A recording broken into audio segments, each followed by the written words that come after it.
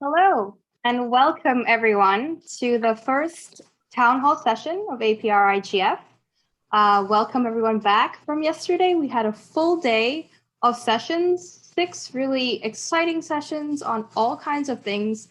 And this is a town hall session where we want to hear from you. Why we have this town hall session is because every year, actually since 5 years ago, we've had a very key process, a key output that is called the synthesis document, which aims to collate and aggregate and highlight all the issues that we all talk about every year at APrIGF. Next slide, please. So a little bit more about the background of this document. Started roughly 5 years ago. Now we are in our 6th year, back in 2015, in the Macau meeting. The APrIGF multi-stakeholder steering group decided that this was a really good way to try to get some concrete outputs of really good discussions we've been having at the Asia Pacific Regional IGF. It's really meant to highlight issues. It's not really meant to represent the entire diverse region.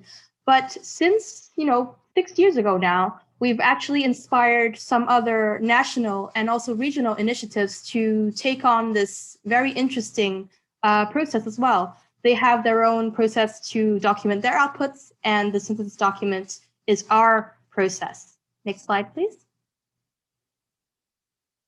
So every year, unlike the different committees that constitute the multi-stakeholder steering group of the Asia Pacific Regional IGF, this drafting committee is actually open to everyone. There's no prerequisite to be a member of the MSG. It's just that you are interested to contribute to discussing internet governance within our region. You are definitely free to join us. We try to have this process mandated each year by the drafting committee. How we work, the modalities of work are kind of we talked about and discussed every year. There's always open input periods. This is one of them. This is a live input period. Previously, before the meeting, we also had a short 10-day open input on what we want to see, what the community wants to see in this document. We're at the public input town hall session, so it's today and also tomorrow. You'll also have a chance. And then after the conference, the drafting committee will then take all this input that we get and synthesize it into a second draft. The second draft then goes in for another public input period just to make sure that we've captured everything and highlighted everything that was discussed in the correct way. And we aim to publish at the end of October, just in time for the November Global Virtual IGF. Next slide, please. So because this document every year is based very much on discussions we have at the forum, it is based on the overarching theme for this year, which is internet governance for good, norms, standards, and mechanisms. This year, we have 4 sub-themes. You can see in the 4 quadrants. We have cybersecurity, safety, and trust. We have digital inclusion, gender equality and diversity. We have human rights and ethics. And lastly, we have innovation and development. There's actually a whole host of topics and interesting issues that can fall under these very large and very broad categories. I really urge you to, think about the different things you heard yesterday and also the 2 days coming up under these sub-themes and bring these issues and highlight these issues and bring them over to us. And also on the bottom of each slide that you see in the presentation, you'll see the URL for the comment platform. So it's comment.aprigf.asia. It's open for you, the entire conference, for you to put in your thoughts, put in your questions, put in even text suggestions that you think should definitely be captured and highlighted in this document. Next slide, Kevin. So without further ado, I would like to introduce our drafting committee co-chairs. This year, we have Joyce Chen. She works for APNIC. And we also have Gayatri Kandadai. I hope I haven't mangled your name, Gayatri, and she works for APC. The next following segment is how we will have the 4 different sub-themes led by our 2 co-chairs. They will kind of take you through some framing questions and just to, gather up your thoughts, and maybe it can make you think about certain things that you've heard yesterday and things that you are hoping to hear today and tomorrow. I will actually let Joyce do a little bit more of the housekeeping rules on how we want to hear from you. But please do actually go to comment.aprigf.asia. You can have this open on a different window, or if people are joining on their mobiles, just have this open. So it's very easy for you to go to and just input your comments as you hear things that interest you or things that you think should be highlighted.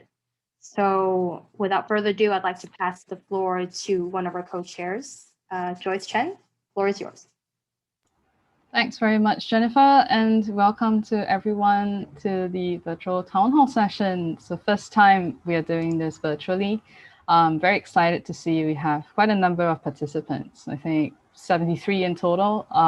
This is a great number. I just have some general housekeeping. So first of all, you can raise both comments and questions, not just comments, that you think should be considered in the synthesis document. So questions can be very helpful for the community, especially because then, we can respond to your questions and that makes the discussion a lot richer. So, don't be afraid of also raising questions alongside your comments. Throughout this town hall and also throughout the week, Jennifer has already mentioned, please feel free to input your comments directly into the synthesis document. You don't have to wait for the town hall sessions to put your comments in any time of the day. If inspiration strikes you, put that comment in, put that question in.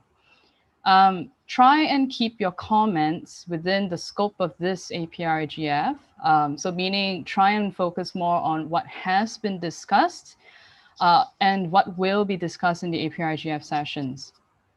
And of course, finally, in your comments, may I stress that you speak slowly and clearly during this session so that your comments are able to be properly recorded. So how are we going to do this? If you want to make a comment on the mic, please raise your hand. There is a raise hand function that you should be able to see. If you can't see, please flag in the chat and we will try and point it out to you. And then we will give you mic access. So this is very much similar to the physical town hall sessions we used to have, where you can go to the open mic, just join a queue. Similarly, this time round, raise your hand, we'll give you mic access, and anytime you want, you can join the speaking queue. Gaia, do you have anything else you would like to add? Thank you, Joyce. Can you hear me? Fine? Yep. Yeah. The only thing that I wanted to add is, well, you made most of it quite clear, but yesterday we had some really rich sessions which had great interventions, not only from the speakers, but actually in the chat. For instance, the session on cyber norms, I was trying to keep up with 2 parallel sessions that was actually running, one in the chat and one which was actually going on. So it'd be great if you caught something that you felt was very important, or a perspective that hasn't been seen so far. Please leave it as a comment in the document. And the only thing is, if you feel like the text in the document already does not relate to what you have in mind, just leave it as a comment in the heading, perhaps, or wherever it is, and we'll find a way to, as much as possible, leave your comments to the relevant paragraph in the document. But if you're not able to find a paragraph, leave your comment within the section and we'll find a way to work around. Thank you. So let's go on to the next slide. Our first sub-theme we're going to go through today is cybersecurity, safety, and trust. So while we get everybody warmed up, I know you have so many things that you want to talk about cybersecurity. In the chat box, why don't you say hello, tell us where you're from. Let's make this a very kind of vibrant and active discussion. The sessions that took place in day one, there were two that are directly relevant to this theme. So that is the one on not just zeros and ones, discussing the increasing role of technology in women's safety. Another session was, do cyber norms help or hinder incident response activities? We have other sessions happening today and tomorrow as well. But of course, you don't have to wait for the sessions to happen. You can always just start putting some of your comments and thoughts in if you already are familiar with the issues. And again, don't limit yourself to just these sessions. There are definitely also other sessions that took place yesterday that would have something that is relevant to cybersecurity, safety, and trust. So without further ado, let's go to the questions that you see on the screen now. These are also mirrored in the synthesis document. So it's really just guiding questions for what sort of input you can make. The first is, what methodologies and tools are needed to help people use the internet and digital technology with confidence? What kind of regulatory approaches we can use to increase trust between users and platforms? What are the roles of stakeholders in building online trust? And of course, something that's a real hot topic, which is, what is the role of media in building online trust? So do raise your hands. I'd like to hear from you. This is your time now to speak.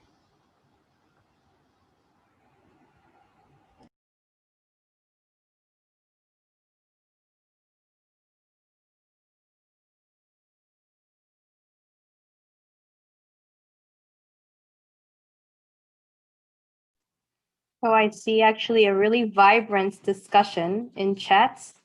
I do encourage everyone to use the hand up function. We would love to hear your voice, even if you just wanted to read out the comment that you put in chat. So I see a comment from Mohammed Sharif. From Maldives, welcome. Do you want to raise your hand and then tell us what your comment is?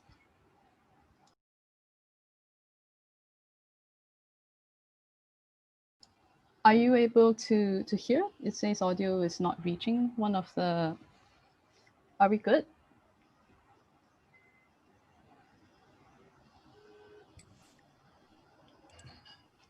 Anyone?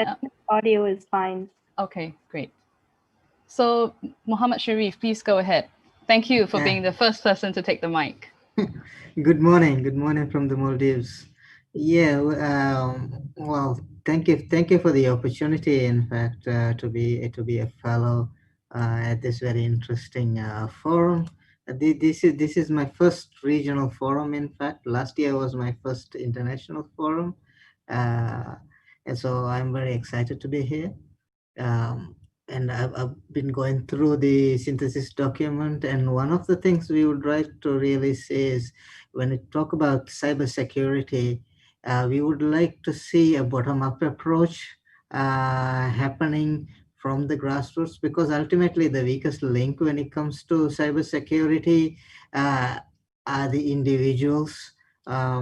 So we would like to I've been lately researching different digital citizenship programs, and it would be quite good if, for example, somebody like ISOC or the Asia Pacific Regional Forum itself kind of, or a joint group, work together to create a template of what we think should be the key skills and knowledge required for a digital citizen going forward into the next 10 years, so that as small countries, we don't have a lot of resources, and we would like to be able to use open source content that we know are high quality, that we can adopt and adapt for our nations. So that's what I wanted to highlight. Thank you. Thank you very much, Sharif. And may I just remind you, feel free to put your comment into the synthesis document as well. That would help us to capture your comment. But of course, it's recorded, so don't worry there.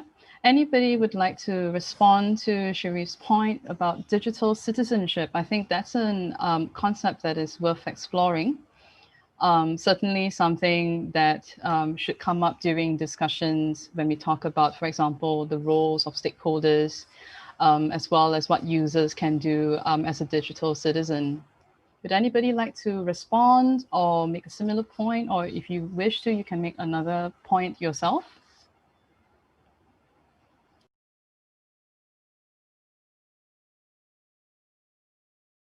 We have to get those fingers warmed up. Start clicking on the raise hand. Edmund, please go ahead. Yeah, hopefully to get the conversation started. A little bit building on, I guess, digital citizenship, but also on point 2 and 3 on the screen here. I think having capacity to be a digital citizen is, of course, important, but being a digital citizen, it's also important to have a say in the regulatory frameworks and also building policies and regulatory rules in governing the infrastructure and the internet. So just I guess adding to the document, it would be, especially coming from Hong Kong, this point. I think in terms of regulatory approach that creates trust, it has to involve the views with stronger say from various stakeholders, not just I guess the more traditional legislative process, but in processes that would allow different stakeholders to have stronger say in developing regulatory frameworks and policies are going to be critical for those regulatory approaches to be trusted by digital citizens. Hopefully that adds to the document. Thanks very much for your comment, Edmund. And Sharif, I see you have a lot of +1s and positive comments regarding the idea of digital citizenship. So for example, I see Swaran saying, wonderful point, I completely agree. I feel that digital citizenship also comes with a responsibility of digital literacy, which is a great point. And also Michael Swantak from Myanmar, we are building community network and community radio in the jungle. Wow, that's excellent, and something that we can put into the digital inclusion portion of this document. Any other views? I think, Edmund, you talked about, started talking about some regulatory approaches. What might that be like? And I'd like to hear more views about this. I know that cybersecurity is something that always people would think about involving law enforcement, for example, or some kind of regulatory approach to it. But regulatory approach doesn't necessarily always have to be top down. There could be also bottom-up approaches, something that we can do to increase more trust. So let's talk about this and let's hear more views from you.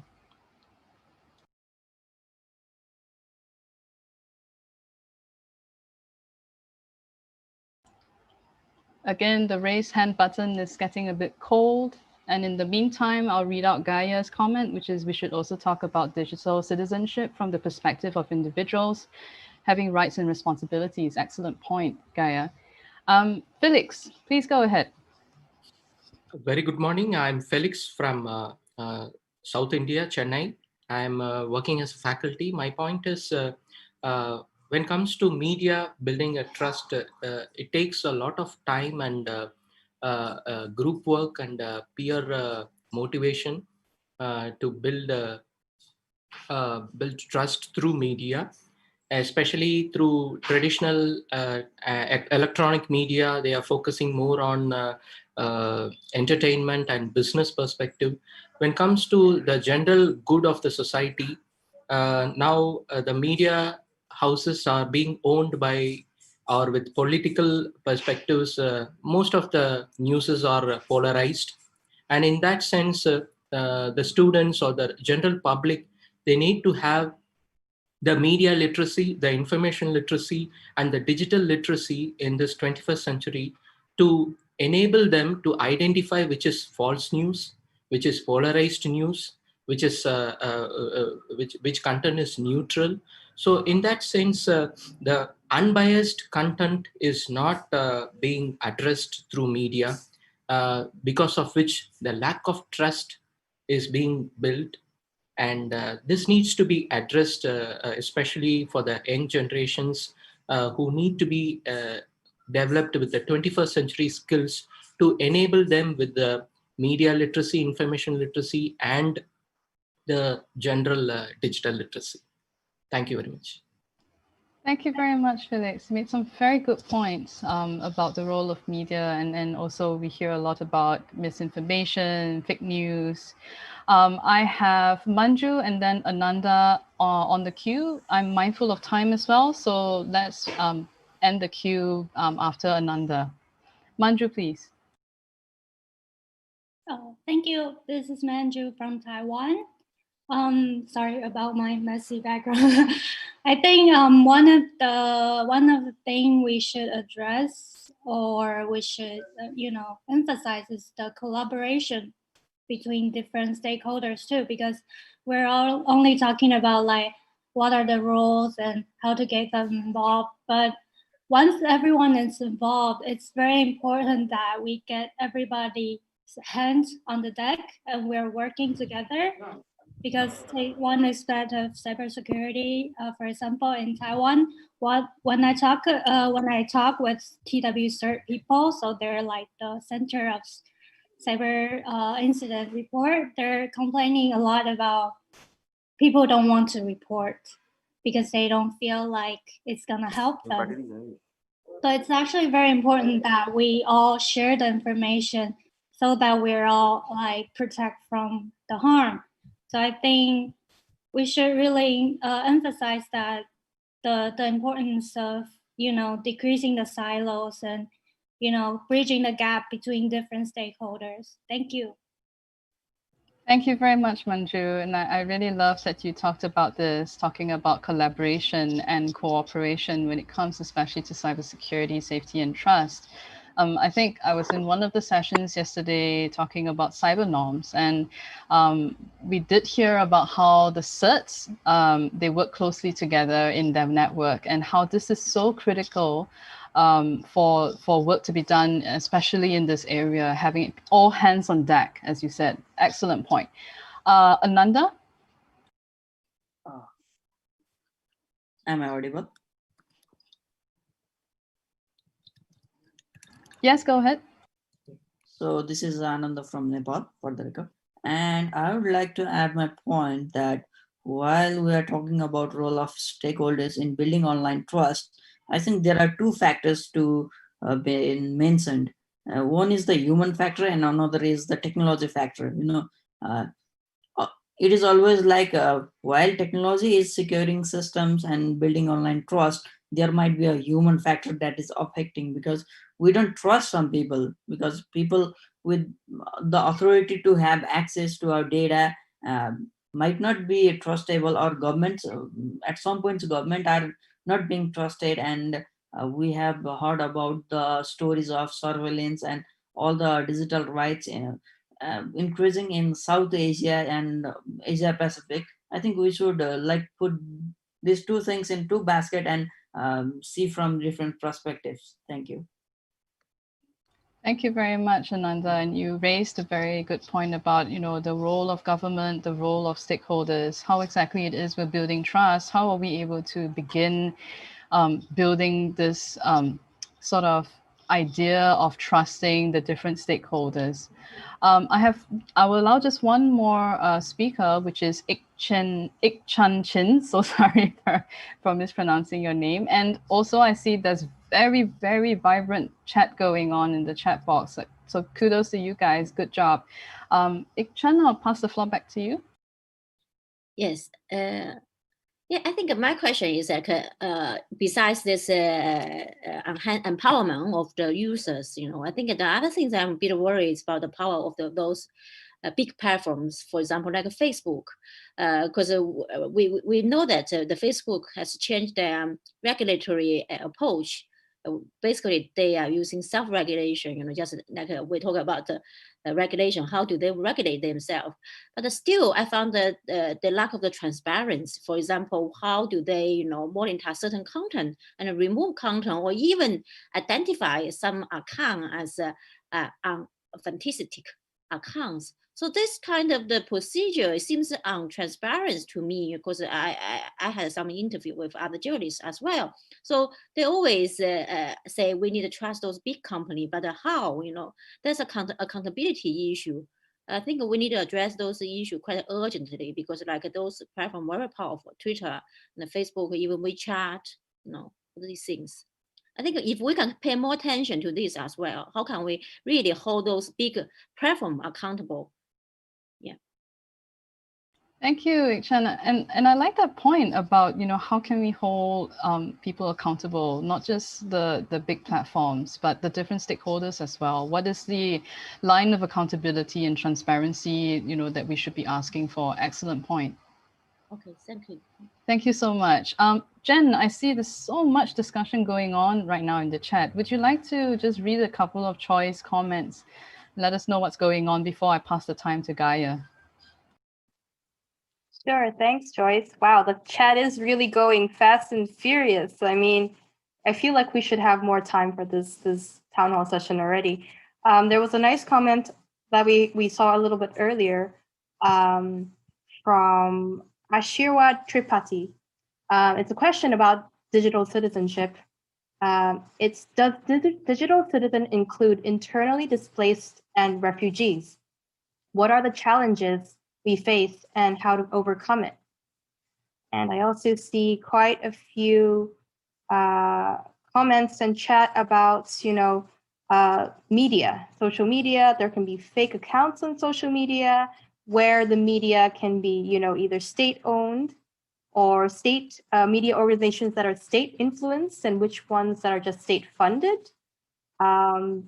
There's quite a lot of chat on, actually there might have been some answers to Ashirat's question as well.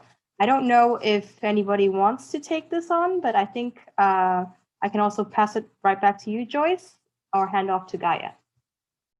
Thanks, Jen. So just one last thing from me, which is this is really, really great. I love to see all your comments and questions coming in. Let me just gently remind you to put your comments into comment.aprigf.asia.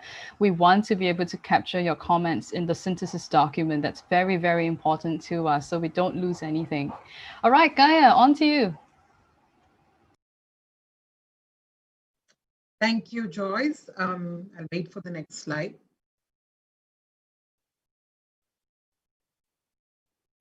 Okay, so the next team that we'll be dealing, sub-team we'll be dealing with is digital inclusion, gender equality, and diversity. Before we go into the questions themselves, this particular theme was something that was very strongly demanded for in the last APrIGF and many past APrIGFs. So it was a conscious effort to include this session. And if you would look at the synthesis document, the content under this particular sub-theme talks about the need to have equitable access, the need for everyone to have the opportunity to use the internet to receive and impart information. It specifically recognizes different sectors of society that have been marginalized. And we've heard a little bit about the urban-rural divide yesterday and day before, specific recognition to indigenous people, gender, and sort of emphasizes the need to have norms and standards that reflects diversity, but also takes into account the needs of these different communities within society. So that's what is already there. And the next 4 questions that we'll be looking at now should help us guide thinking about what's missing or what can be further nuanced, or what questions should be asked, as Joyce pointed out. So the first question is, what technical and organizational approaches are required for affordable and reliable access for all? Which methodologies and tools are required to make the internet and digital technologies more inclusive and diverse? What regulatory approaches and best practices are needed to be put in place? What are the roles of all stakeholders in access? Sorry, there's a chat box that's opened up. In access provision and inclusion, and the provision of education and information literacy and digital literacy. So these are the 4 questions. There was already a few comments that came up in the chat that might relate to this. For example, the comment on community networks. Would you like to expand a bit more on what about community networks you would like included in the synthesis document?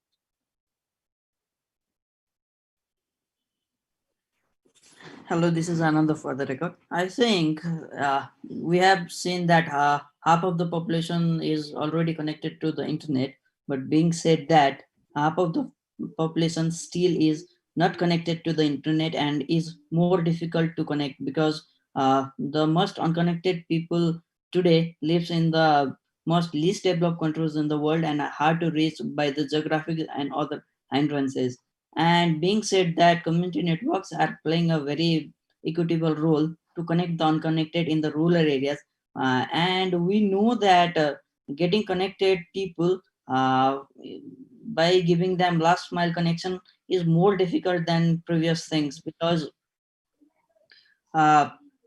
while reaching the people who are not connected and who are residing in the most difficult geographic of the world, we have to invest more, and most of the internet connectivity plans comes with the commercial vested interest. Yeah. And I don't think connecting those people will meet out the commercial part of that thing. So I want to raise a question that can we connect those people without seeing the commercial part of it?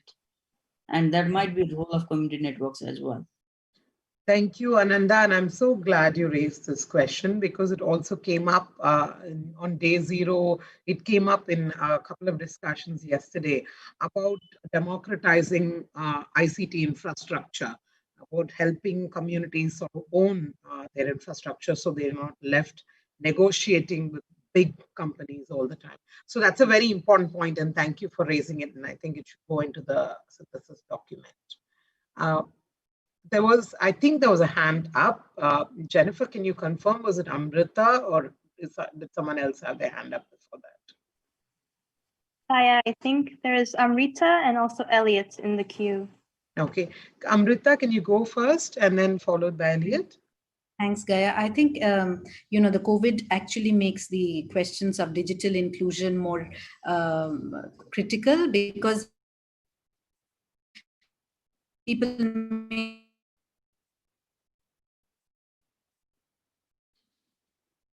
Sorry, Amrita, I'm not able to hear you.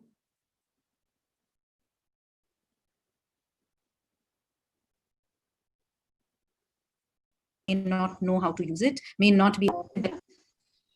Can you hear me? Yeah, now I can hear you. Go ahead. Okay, right. So what I meant was even if people have devices which are termed as accessible or connected, they may not be connected. So it is very important to have the proper data research, which can help you identify what the exact issues are.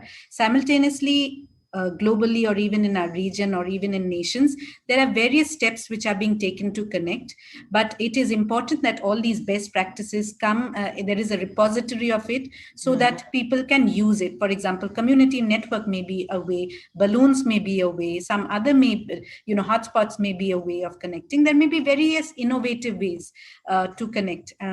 But that resource should be there, that this pilot was done there, this was successful. Not everything can work everywhere. Similarly, there are, in terms of inclusion or gender equality, various NGOs, various civil society, or even governments across have been doing certain running initiatives. Those best practices need to be shared.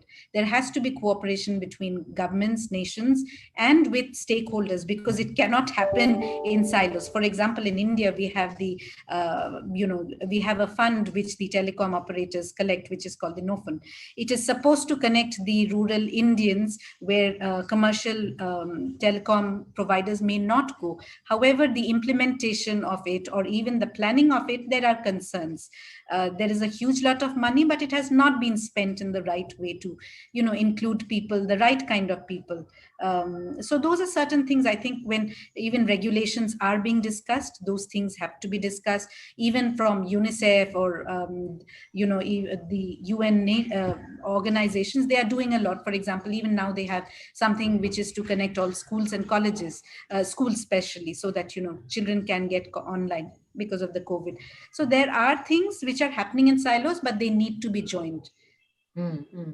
Thank you, Amrita. I think the point about the need for more information sharing, best practices sharing is a very important point, and something that spaces like APrIGF have a lot to contribute in. So it will also be great if you could capture that in the synthesis document as a comment. We'll incorporate it, but in any case, if you feel like there's something more you'd like to add, or a specific way in which you'd like to put it across, please put it down in the synthesis document. Elliot, would you like to go next? Sure. I think this is a really important subject, and I like the way it has been split over this week. One of the things that has really been a highlight for me, well, not a highlight, over the COVID period, is the issue of digital inclusion, particularly with underserved demographics in our community. In particular, for me, I'm thinking of like elderly people. Like I know certainly I had to, at the start of the lockdown, drive over to my grandfather's house to get him connected to the internet so that he could talk to the rest of the family. And I think maybe a lot of the issue when we talk about internet access, we're talking about, giving a cable to people so they can connect to the internet. But that might not necessarily be the issue. The issue might be capacity building, underserved people in our community who might have access to the internet but don't know how to use it. And so that's why I think this whole more holistic approach is really more important when it comes to how can people use the internet as opposed to just simply access it. Okay, thank you, Elliot. And that's the point around meaningful access, right? And that's a very critical aspect of how we talk about access. It's not just about connectivity, but actually making it access and making access meaningful and accessible. And I think the session we had on disabilities yesterday should also feed into it, right? So if the organizers of the session on disabilities are there in the town hall, please make sure that your inputs are in the document. But I'd like to call on a couple more people who had really interesting comments here. Raj, can you go first?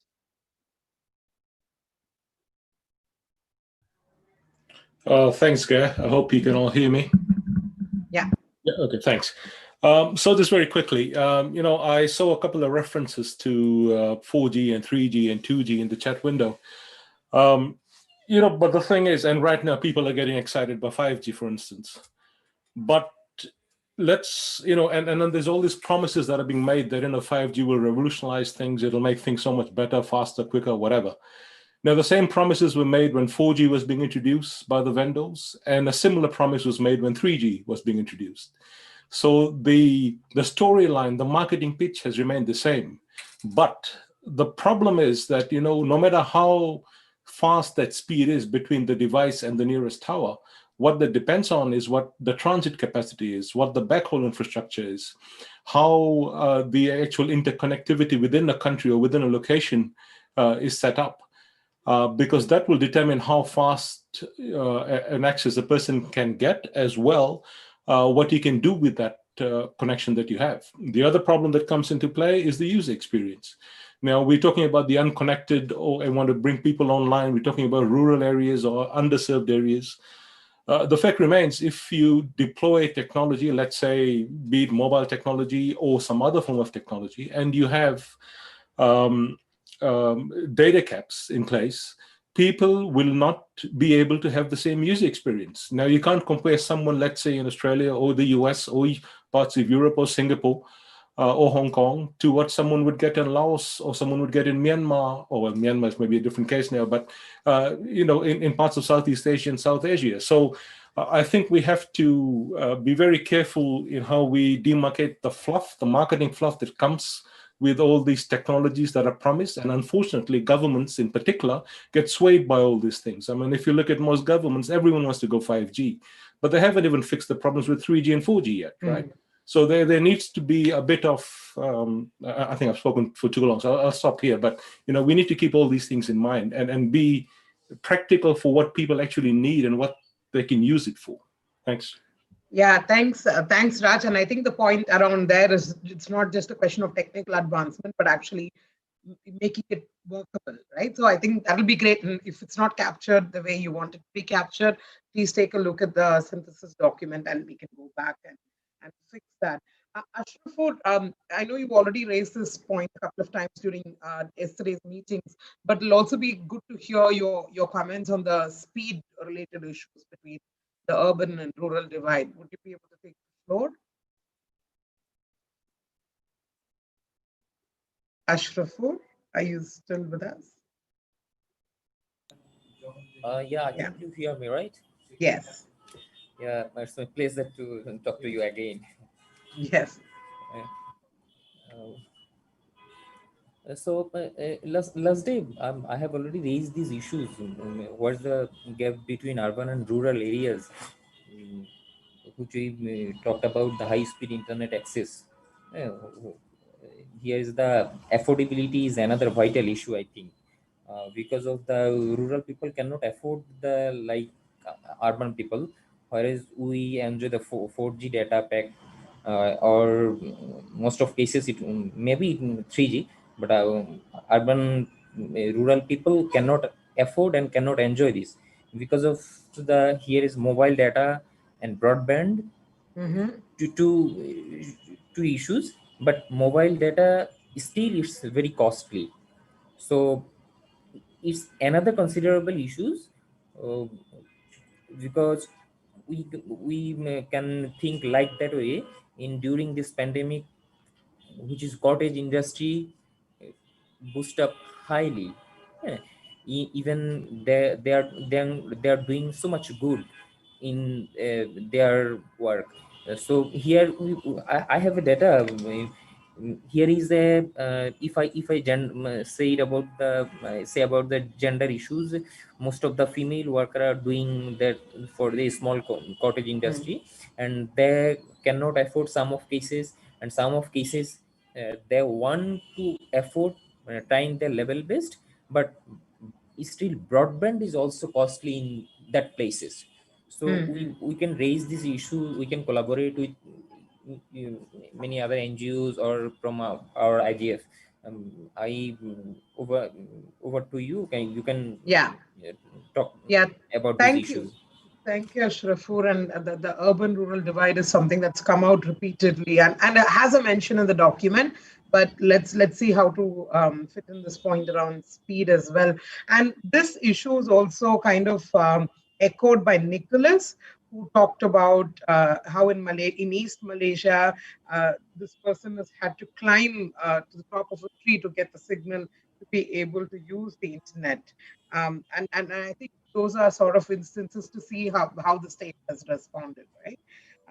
Let me call on Chad, who's has a hand up. Shall we give the floor to Chad? Good morning. Morning, Chad. Go ahead. Yeah. I wanted to raise the point to support what Raj was saying around the hype in relation to digital accessibility. I think COVID has really shown how much states have a responsibility in terms of regulation. I think also in terms of making sure that there is competition, so that there's more the prices go down and there's better quality access. I think that's definitely one thing that needs to be looked at in terms of regulation. And one of one of, I think, the ways to, for example, in community networks, I mean, ISOC and IPC and others have experience around, we know that this can work. Of course, there's a question of scale, but I think scale also needs to be looked at in terms of quality, not only quantity, as well as what it also provides. It's not only access, it's the kind of access, it's also community building that happens. And if you see those examples, and there can also be regulatory frameworks that can help, that can really support that, as well as investment from governments. And not only looking at private sector and not looking at only mobile companies. The other point I wanted to make is in relation to the point made in the plenary yesterday around digital literacy and how to look at it from the perspective of competence. I think it was Audrey who raised that point, and how the Taiwanese government has looked at that, so that it's not simply looking at it from like teaching people, and it is much more empowering people around their competence in looking at what is, the digital literacy, which is something that is becomes so much more important at this point, where we are relying so much on remote communications. Thanks. Well, thank you, Chat. And that also relates to the points that were made yesterday about inclusion and diversity, about who are the ones who are involved in either developing the regulatory frameworks, or at least vetting the regulatory frameworks, or giving inputs to the regulatory frameworks, including indigenous communities and others. I think that was also a really important point that was raised. Since we only have about 15 odd minutes left, let's move on to the next sub-theme. But a lot of the comments, and I'll also come back to the hands that are raised here, a lot of the comments also relate to both innovation but also the human rights sub-theme. So let's try and see if we can merge those points in there as well. So we'll move to the next slide. The sub-theme on human rights and ethics is an addition, but human rights has been around in the APrIGF discussions for quite some time. And the existing content that you see in the document relates to really a human rights approach to internet governance, asking for the interests of people and communities to be placed at the center of how the internet is being governed. And another very important thing that's being said in the content is about how these important discussions that we're having at the different internet governance forum, for it to be reflected in how regulations should be improved based on the conversations and issues brought up at IG forum. So the four questions that should help us guide our thinking around human rights in the document should be A, our refinement of definitions and interpretations under national law and regulations focusing on digital rights needed. The second question is what ethical codes, standards, and best practices, as well as regulatory approaches, are needed to translate the debates around human rights and ethics in implementable action. What is the role of governments in protection of human rights online, and how does this include open and inclusive participation of all stakeholders, including civil society and, sorry, I'm not able to view the last few, and the technical community. Yes, so let me turn to Jennifer to tell me who I should call on first. Sure, Gaia. I think Felix still has his hand up. It might be from the previous sub-theme, but he's been waiting patiently, so he is still in the queue. Okay, so Felix, would you like to raise your point now? Thank you very much. My point is was related to the second topic, but also it is that is digital inclusion. There was a news yesterday in the news, internet news, that in Odisha, that is in one state in India, the school panchayat, the village level school, 3 teachers and the principal were using a mud wall as a blackboard, and they have where there is no electricity, forget about internet, they don't have any electricity. They use the mud wall as a blackboard, and they had the idea of two students and either side of the blackboard, and they used to write their doubts, and the three teachers were involved, and one teacher who was dominating was having the public system to address to the doubts that is written on the blackboard. So they were pertaining to the norms of COVID social distancing, and also the education did not stop.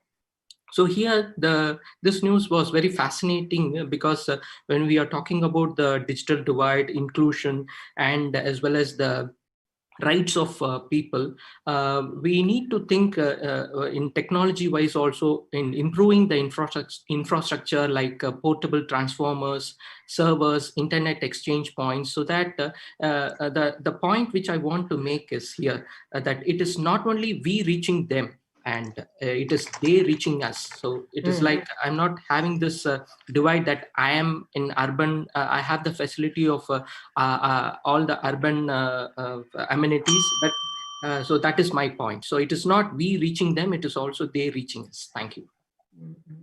Thank you. That perhaps we can include that conversation in the earlier digital inclusion sub-theme. Can you tell me who else's hand is up, because I'm not able to see it too clearly? But there are comments in the chat which are very important about the possibility of the UN developing some sort of model law or maybe best practices around how digital spaces should be governed. And there's also conversations around conventions, including the Convention on Rights of Persons with Disabilities, and how can we make sure that guarantees there are incorporated into national law to make sure that persons with disabilities are able to use the internet well. So that's a very important point there. Jennifer, can you tell me who it is that I should call on next? Gunilla? Yes, I think there both Ganella and Maureen and Elliot and several others in the chat have made some points. Perhaps you can start with Gunilla. Yeah. Gunilla, would you like to expand a bit more?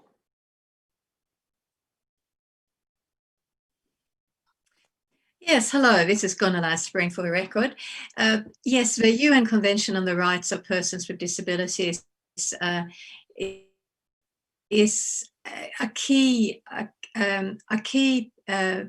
legal instrument to ensure accessibility in all aspects of a person's life, including ICT and access to information. And there has been a lengthy process by countries once they have signed up to provide information back to the UN with regular report cards. But it's one thing having signed and in many cases ratified. In Australia, for example, there's a national disability strategy that has been renewed, but it still needs to filter down in various ways. In Australia, there is disability discrimination legislation, but there's still inaccessibility to various digital initiatives and websites and so forth. So, and I know that in many other countries, a lot has to be done. It's one thing having a policy based on legislation, but that policy document shouldn't gather dust on a shelf. It should actually be used in a practical roadmap to make a difference. Thank you. Thank you, Gunilla. And I think this will be something that will cut across two themes. So that will be great to sort of incorporate in a proper way between the different sub-themes. There's actually a really interesting comment from Winston who says that these are really rhetorical questions. And perhaps, Winston, one way of addressing them would be for the drafting committee members, and we hope we'll have more when we're done with this, can sort of turn these questions around into points of discussion. And Winston has his hands up. So maybe, Winston, can you elaborate and perhaps reflect on that suggestion? Yes, thank you, Gaia.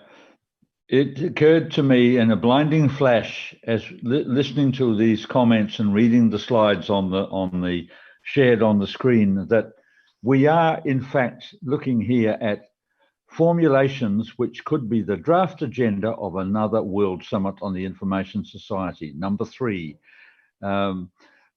You know, these are such major issues, and we are not going to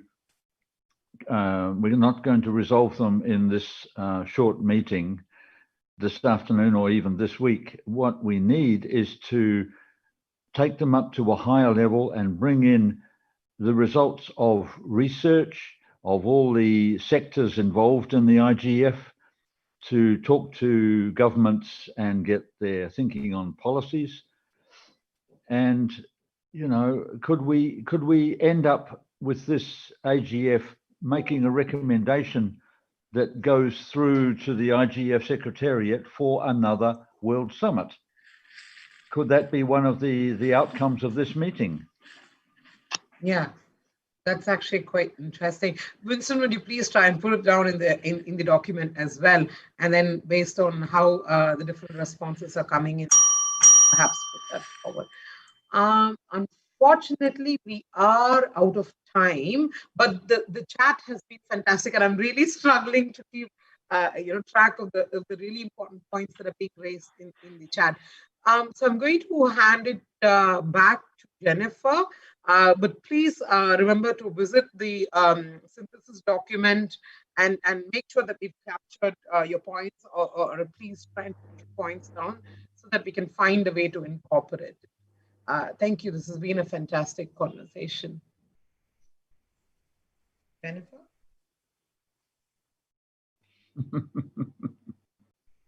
Gaia, so while we wait for Jen to unmute, maybe just want to point out in the next slide that we do have one more sub-theme on innovation and development.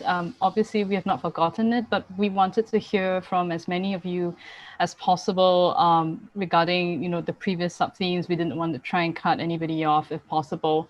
So what we'll do is we will talk about this sub-theme in a lot more detail in tomorrow's town hall. So I know you guys are really like holding on your views and, bursting to share it with us for the sub-theme. And I hope that you can bring those views into tomorrow's session.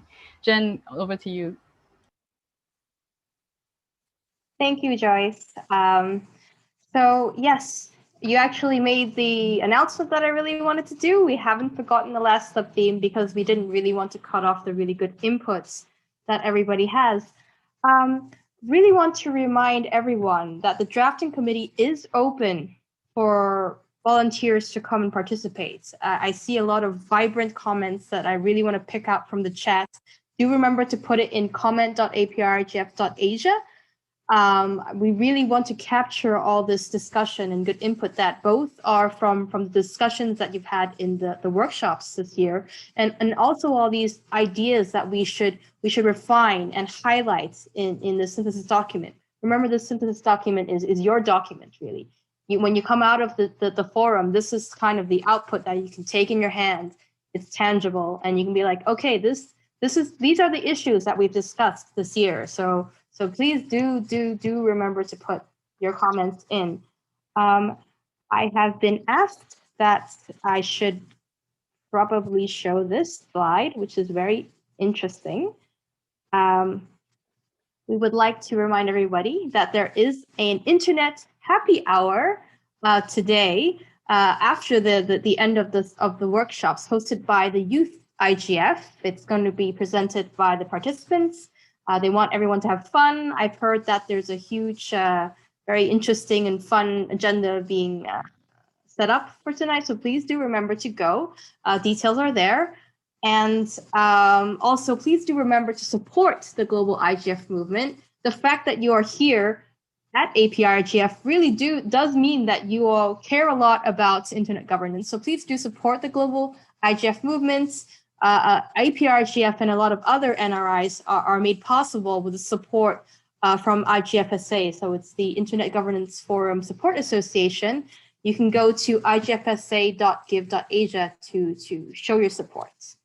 So With that, I really do want to remind everyone we have another town hall session tomorrow, same time, same room. Please come back. We still have an entire sub-theme to talk about, and it's on innovation. So we would love to hear all this good input from you. And please do also remember to put everything on the comment platform when you're in the workshops today. When you hear something really interesting, you want to highlight something very interesting, just go there, have it up on your browser or in your phone and just type it in.